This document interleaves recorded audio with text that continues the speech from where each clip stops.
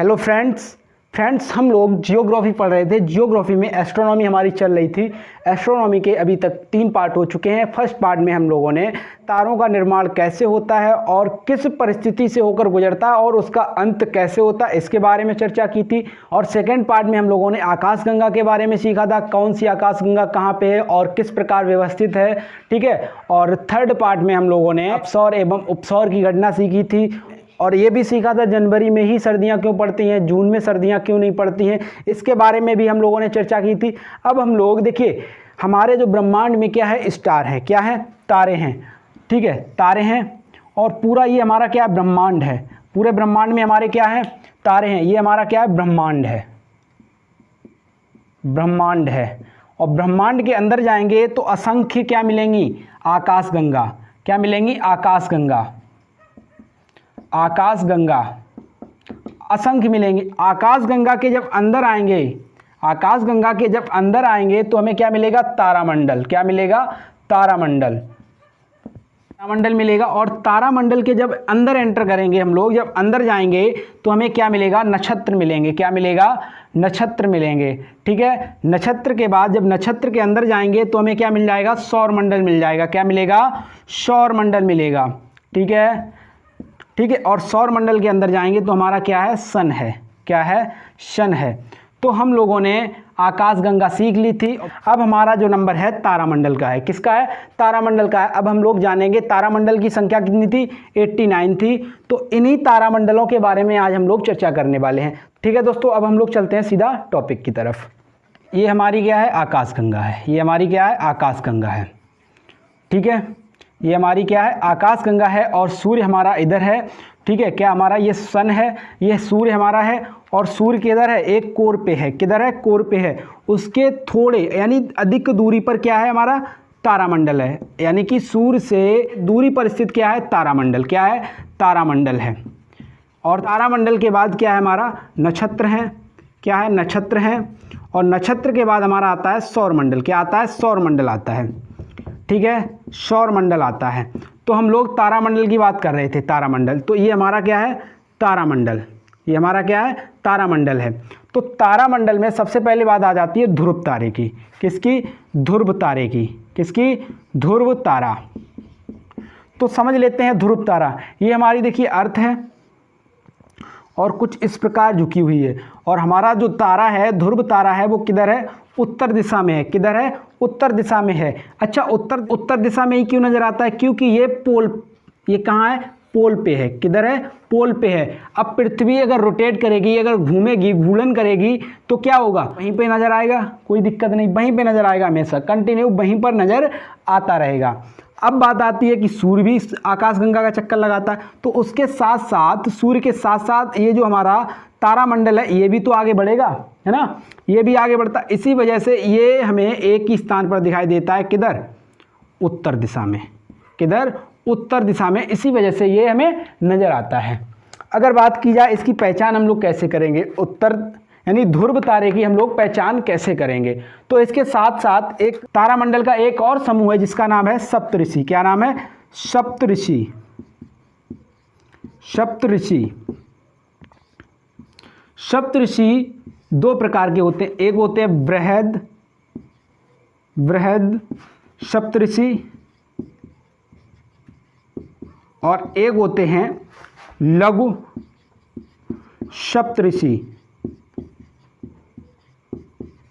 चलिए अब हम लोग इनके बारे में बात कर लेते हैं, सप्तऋषि के बारे में बात कर लेते हैं थोड़ा।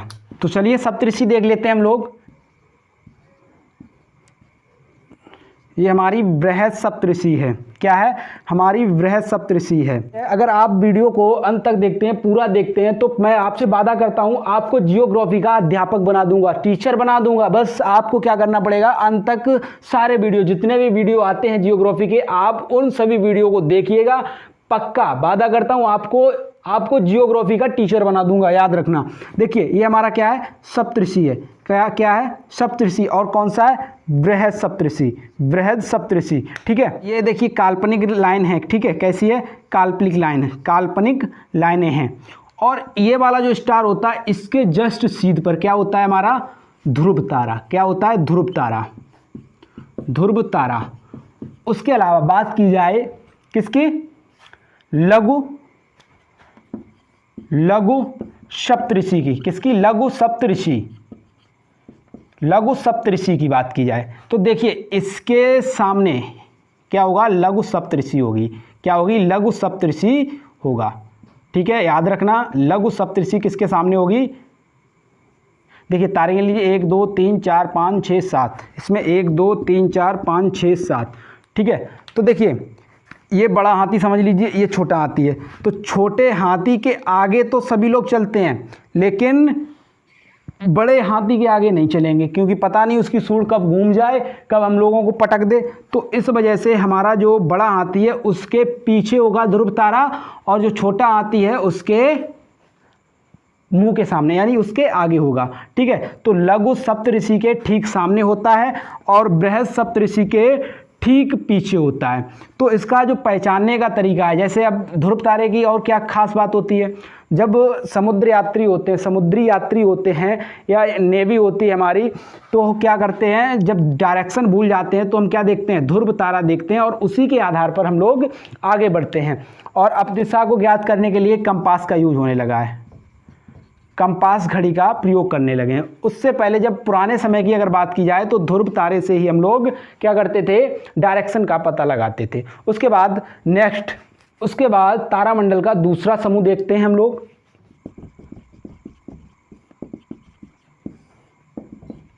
ओरियन,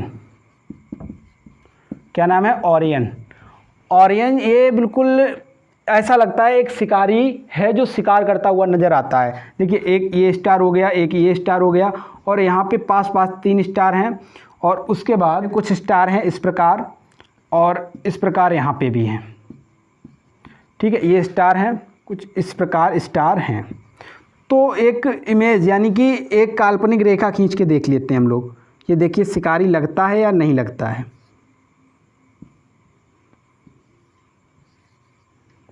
ये हमारी क्या है, काल्पनिक रेखा है, कोई रेखा है नहीं वास्तव में, ये काल्पनिक रेखा है। ये कैसी है, एक काल्पनिक रेखा है। देखिए ये हमारा क्या लग रहा है, ये ऐसा लग रहा है कोई शिकारी है, शिकार कर रहा है। क्या कर रहा है, शिकार कर रहा है। इसमें लगभग 17 तारे होते हैं। कितने होते हैं, 17 तारे होते हैं।